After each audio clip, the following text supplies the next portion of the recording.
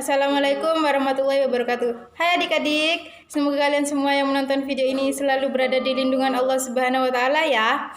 Nah, pertama-tama kakak ingin memperkenalkan diri. Nama kakak Rohmatul Laili, mahasiswa Universitas Nahdlatul Ulama Blitar, Fakultas Ilmu Pendidikan dan Pengetahuan Sosial, Prodi PGSD atau Pendidikan Guru Sekolah Dasar. Di kesempatan kali ini, kakak mendapat kesempatan untuk menjelaskan sedikit pengetahuan yang kakak ketahui untuk menuntaskan tugas dari dosen kakak, dosen pengampu yang bernama Bapak Bima Tangguh Alam.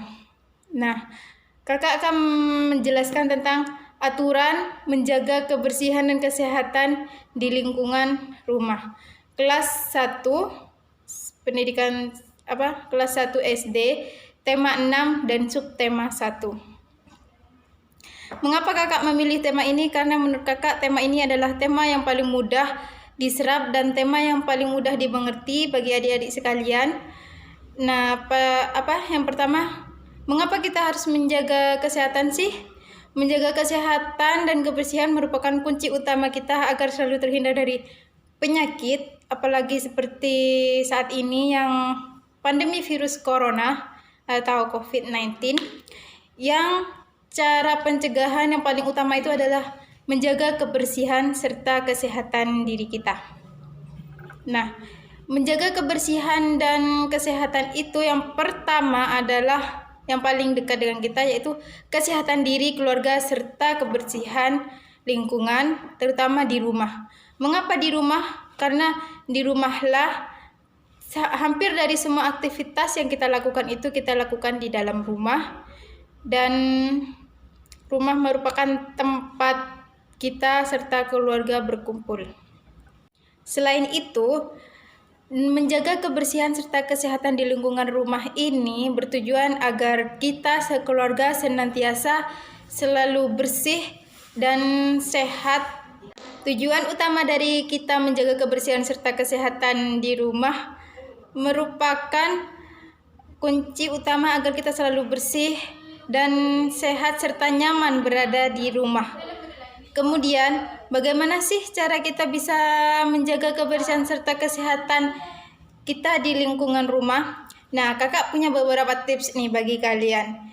Kita sebenarnya banyak, cuma kakak singkat aja jadi 9. Yang pertama itu aturan-aturan dalam menjaga kebersihan serta kesehatan di lingkungan rumah, yaitu membersihkan tempat tidur.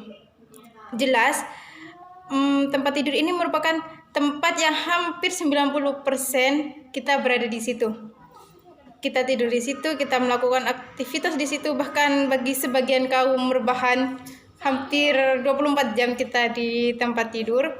Jadi pastinya tempat tidur ini harus menjadi tempat yang paling bersih, paling nyaman agar kita bisa istirahat dengan nyaman, bisa belajar dengan nyaman.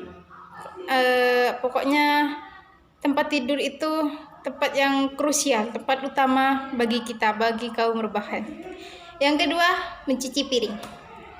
Setelah kita makan, sepatutnya kita harus langsung membersihkannya agar tidak ada kuman-kuman yang akan timbul dari sisa-sisa makanan yang kita makan. Apalagi di tempat cuci piring itu biasanya banyak air.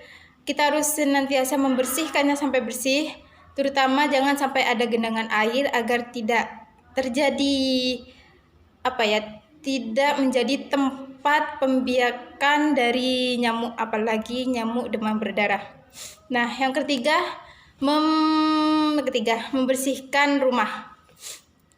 Banyak cara agar kita bisa membersihkan rumah. Yang pertama, kita bisa menyapu, mengepel, membersihkan kaca, dan lain sebagainya.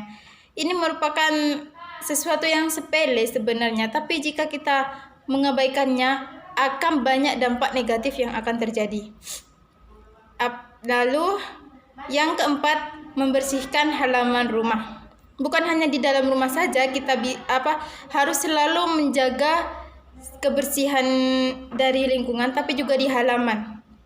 Karena halaman ini bukan hanya kita yang menempati, ada juga makhluk-makhluk lain Seperti hewan-hewan yaitu yang biasanya kita alami di rumah adalah ayam tetangga.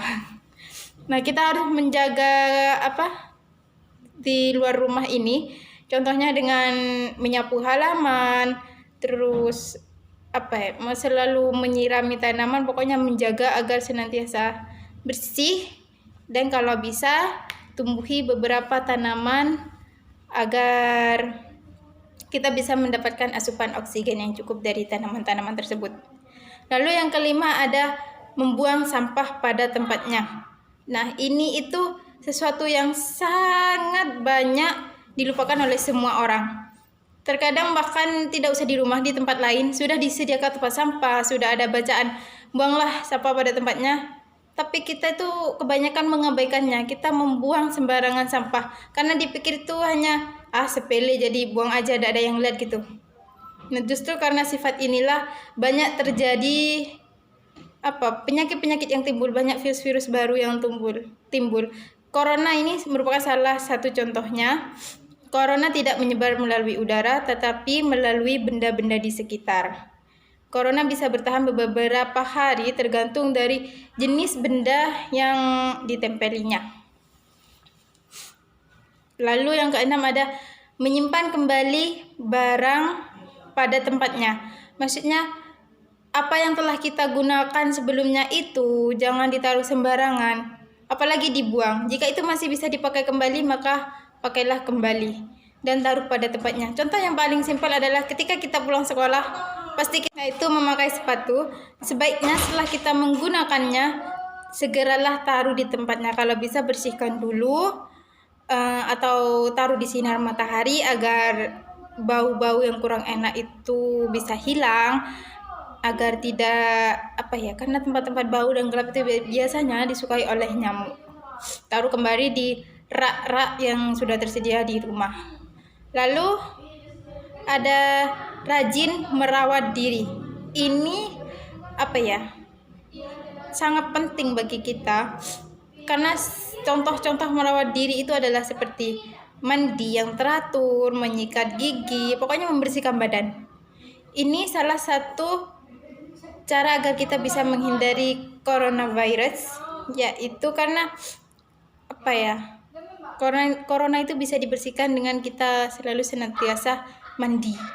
Jadi bagi kaum berbahan, ingat mandi, jangan cuma mandi satu kali ketika mau malam. Oke? Lalu ada olahraga. Olahraga itu tidak harus kita jogging keluar, harus ke lapangan, apalagi ke alun-alun. Kita bisa loh melakukan olahraga itu di dalam rumah.